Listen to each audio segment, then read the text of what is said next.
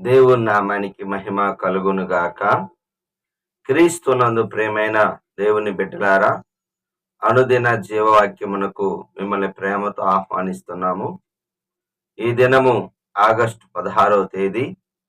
లేఖన భాగము రోమీలకు రాసిన పత్రిక 15వ అధ్యాయం 1 నుండి 21 వచనాలలో దేవుని యొక్క వాగ్దానం 7వ వచనము, క్రీస్తు మిమ్మల్ని చేర్చుకున్న ప్రకారము మనం ఇతరులను చేర్చుకొనవలెను.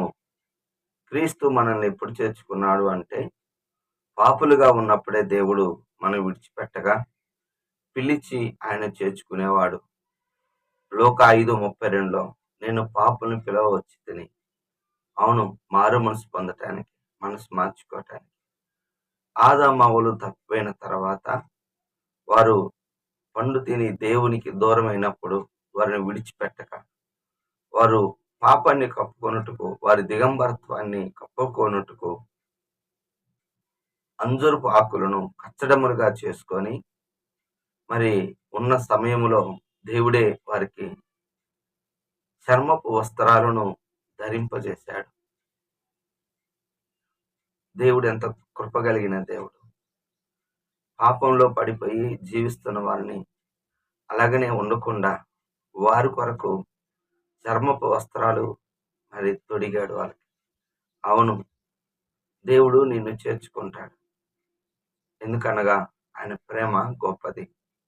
ఆకాశము కంటే ఉన్నతమైనది ఆయన ప్రేమ. పాపిని విడిచిపెట్టక ఆయన ప్రేమించేవాడుగా ఉన్నాడు. కోరహు తిరుగుబాటు చేసి చనిపోయాడు, కానీ కోరహు కుమారులు మాత్రం దేవుడు వాళ్ళని చేర్చుకున్నాడండి. నీ ఆలయంలో ఒక దినం గడుపుట 1000 దినాల కంటే శ్రేష్టం అని కోరహు కుమారులు తెలియజేశారు. నిజం, దేవుడు కోరహు కుమారుని చేర్చుకున్నాడు. వారిని విడిచిపెట్టలేదు. వాళ్ళ తల్లిదండ్రులు దోషం చేశారని మరి వారిని విడిచిపెట్టలేదు. అవును, దేవుడు చేర్చుకునేవాడిగా ఉన్నాడు. గమనించండి, దేవుడు పాపిని చేర్చుకుంటాడు. ఆయన పిలిచినప్పుడు నువ్వు లోబడితే దేవుడు నిన్ను మరి ఆహ్వానిస్తున్నాడు. హల్లెలూయా. దేవుడు జక్కయ్యని చేర్చుకున్నాడు, అలాగనే నిన్ను కూడా చేర్చుకుంటాడు. 3వ వచనం, పాపము ఇతరులని నిందించకూడదు. అంటే ఒక్కొక్కసారి ప్రభు నిమిత్తం మనల్ని నిందిస్తారు, అవమానపరుస్తారు. మత్తయి సువార్త 5వ అధ్యాయం 11వ వచనము, ఆయన నామ నిమిత్తము నిందించేవారు సంతోషించండి, ఎందుకంటే పరలోకములో వారి యొక్క ఫలం అధికము. మనల్ని ఎవరైనా నిందించారనుకోండి, మనకు ఫలము అధికమవుతుంది. ఫలం అధిక కావాలంటే ఒక్కోసారి నిందలు కూడా తప్పవు.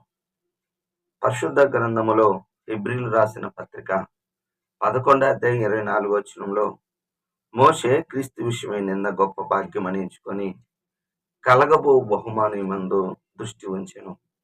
అవును, అనేకమైన అవమానాలు.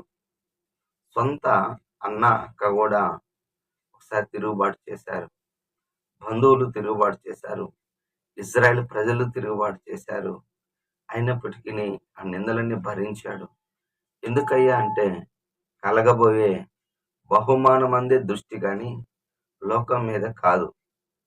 మనకి కూడా క్రీస్తు నిమిత్తం శ్రమ పడితే ఆయన తోటి వారసులు. గుర్తుపెట్టుకోండి, దేవుడు నిమిత్తం నువ్వు ఏదైనా ప్రయాసపడితే, దైవజనులైన మరి రక్తము కారుతున్న అపోస్తులని సాధు సుందర్ సింగ్ గారు, ప్రభు నిమిత్తం మనము 1% చేస్తే దేవుడు 100% మనకి ఫలాన్ని ఇస్తాడు. హల్లెలూయా. నిజమండి, దేవుడు 100% 100 రెట్లు ఫలింపు ఇచ్చేవాడు. ఆయన నామ నిమిత్తము మరి మన కష్టాన్ని, శ్రమ అనుభవిస్తే భూమి యందు 100 రెట్లు పరలోకమును, నిత్య జీవమును దేవుడు మనకి అనుగ్రహిస్తాడు. ఆజ్ఞ 18వ వచనం, అన్ని జనులు విధేయులు అవునట్లుగా దేవుడు వాక్యము చేతను, గురుతుల చేతను, క్రియల చేతను, మహత్కార్యముల చేతను మరి అనేకులు ప్రభువుకి విధేయులవుతారు. ఒకసారి వాక్యానికి లోబడతారు. హల్లెలూయా. వాక్యము వినిపిస్తున్నప్పుడు వాక్యానికి లోబడే వాళ్ళు ఉన్నారు. వాక్యానికి లోబడే వాళ్ళు ఉన్నారు. కొంతమంది అద్భుతాలకు లోబడే వాళ్ళు ఉన్నారు.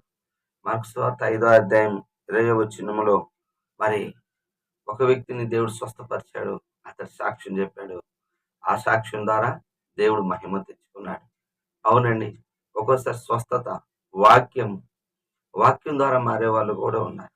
వాక్యం ద్వారా ఎక్కువ శాతం వాక్యం ద్వారా పట్టబడే వాళ్ళు ఉన్నారు. గుర్తులు బలము చేతను ఉన్నారు. ఒకవేళ పడిపోయి ఉన్న ఎన్నో సంవత్సరాలు పెద్దస్త కోనేటి దగ్గర ఉన్నప్పుడు దేవుడు గొప్ప కార్యం, మహత్కార్యం చేశాడు. అతడు ఆయన వెంబడించాడు. హల్లెలూయా. కాబట్టి పరిశుద్ధాత్మ నింపుదల ద్వారా కూడా పరిశుద్ధాత్మ దేవుడు మరి అనేక రకాలుగా మనుషుల్ని ఒప్పింపజేస్తాడు. అయితే మనం ప్రాముఖ్యమైనది ఏంటంటే, ఎన్ని ఉన్నా మనం యేసయ్యని నమ్ముకుని విధేయత చాలా ప్రాముఖ్యం. విధేయత అంటే అన్ని జనులు మనమందరము దేవుడికి విధేయులు కావాలని ముందు మనతో దేవుడు అద్భుతంగా మాట్లాడతాడు. స్వస్థతలు అద్భుతాల ద్వారా మాట్లాడతాడు. మరి నయమాను స్వస్థత కలిగింది, గొప్ప స్వస్థత. అతడు ఫస్ట్ లోబడలేదు, తర్వాత లోబడ్డాడు. లోబడటం చాలా ప్రాముఖ్యం. ఆ విధంగా మనం విధేయత కలిగి ఉందము గాక. ఆమె ప్రార్థన చేసుకుందాం. ప్రేమ కలిగిన తండ్రి యేసయ్యా, నీకు వందనాలు. ఈ దినం నీ కృపలో, నీ దయలో ప్రభా మీరు మమ్మల్ని చేర్చుకున్నారు. పాపులుగా ఉన్న మమ్మల్ని చేర్చుకున్నారు. తండ్రి నీకు స్తోత్రాలు ప్రభా. పరిశుద్ధాత్మ దేవుడా నీకే వందనాలు. ఆయన ఇతరులను నిందించుకొని జాగ్రత్త పడేవారముగా దయచేయమని నీ కృప చూపించండి. నీ ఆజ్ఞ ప్రకారముగా నడుచుకునే వాళ్ళముగా దయచేయండి ప్రభా. అయ్యా, అనేకమైన అద్భుతాలు, స్వస్థతల ద్వారా అయ్యా మీరు మాట్లాడే దేవుడి తండ్రి.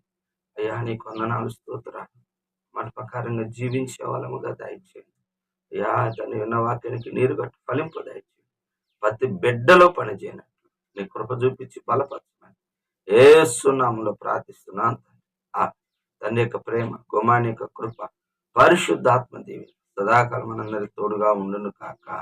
ఆమె హల్లెలూయా. దేవుడు మిమ్మల్ని దీవించును గాక. ఆమె